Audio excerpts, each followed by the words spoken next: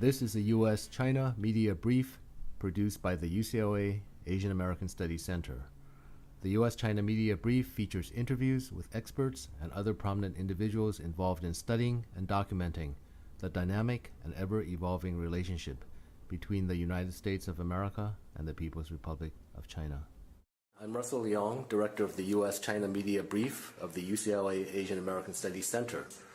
Our purpose is to provide a more balanced view of U.S.-China relations for the U.S. media through our media brief and website. I'm not sure of the future of movie making and media in terms of China and India. I mean, in the news now, of course, a lot of times China and America are seen as this bilateral relationship, whereas others may see it as a trilateral relationship, the U.S., China, and India, and all three countries in the mix. Yes. What's your take on this? Well, I mean, there's several observations that come to mind. I think I would share the view of those who think that we should be thinking not simply of bilateral relationships, China, US, or India, US, and that we should be thinking of trilateral or even multilateral relationships. I mean, one of the major groupings in the world today goes back to only a few years, is an organization or a group known by its acronym BRIC, B-R-I-C, which stands for Brazil, Russia, India, and China, because these are four large developing economies which, if they work in tandem and work in close cooperation, would constitute an enormously significant bloc, trading bloc at least, in the world, right? But my concern here, I think, is more fundamental than that. It's not simply a matter of whether I agree that there should be trilateral relationships and multilateral. I think there should be. My concern here is that let's take the example of India and China, which is what this article is really talking about, right?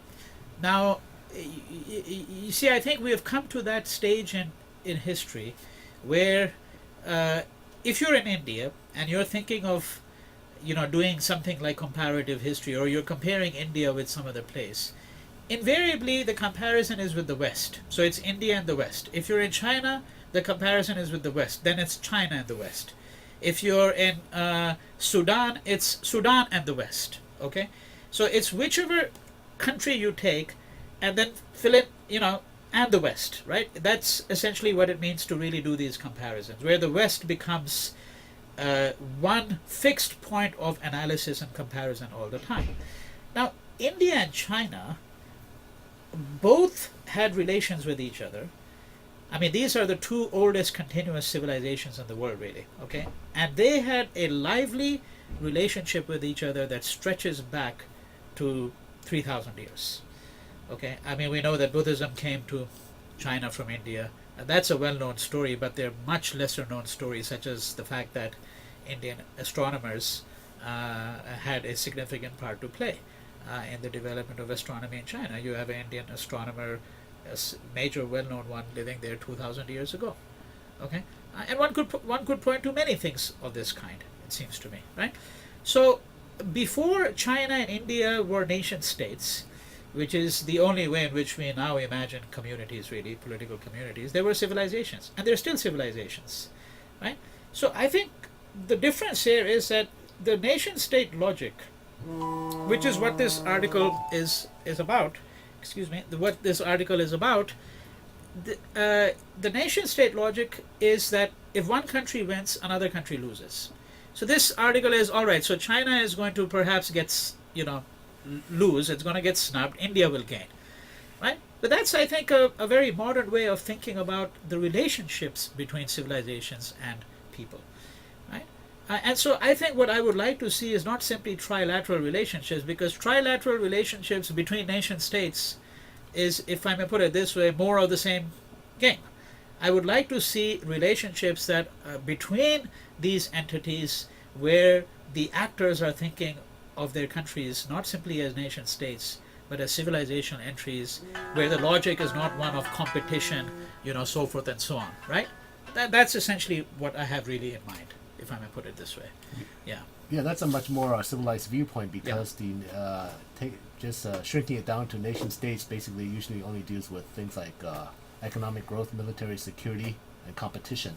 Exactly. Nothing about Exactly. any other thing. Exactly. The comparisons of China and India are always about, well, what is the GNP of this country?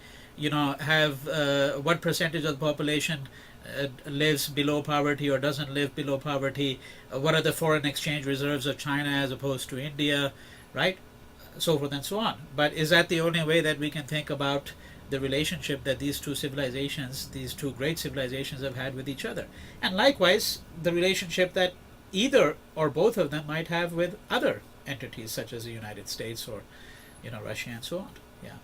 Okay, great. I mean, I think that's another talk in itself, and we'll be coming back to ask you to talk more about India and China in terms of culture, civilization, philosophy, and ideas. Oh, I'd be happy to. I'd be happy to speak about that as well. I should say that very recently in February of this year, I was in India attending 2 international conferences on Gandhi, and by sheer accident, the same venue where one conference was being held, there was a workshop to which I got invited immediately when someone found out that I was there, because this person knew of my work. And this was a workshop which was far more interesting, by the way, than the conference on Gandhi, so I skipped the one on Gandhi. Not because Gandhi is uninteresting, he's enormously interesting, of course, but when you have these international conferences on the relevance of Gandhi, they're extraordinarily tedious affairs, most of them. But by sheer coincidence, as I said, they were having at the same venue another meeting.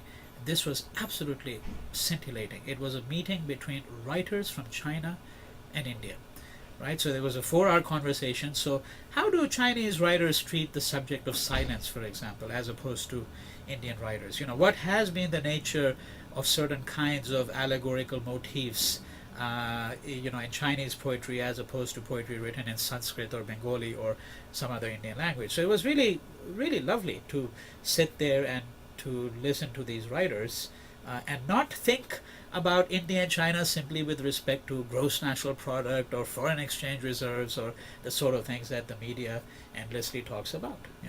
Yeah, the West tends to objectify us, whereas I think we have a lot more to offer. And so I'd like to thank Professor Lal and a professor of history, UCLA, and Asian American Studies, and also a member of our U.S.-China Media Brief for your insights today. Thank you. Thank you. The preceding copyrighted program is a property of the University of California, Los Angeles. All rights reserved. It may be used freely for educational and not-for-profit activities. For other uses or to make an inquiry, please contact the Asian American Studies Center at UCLA.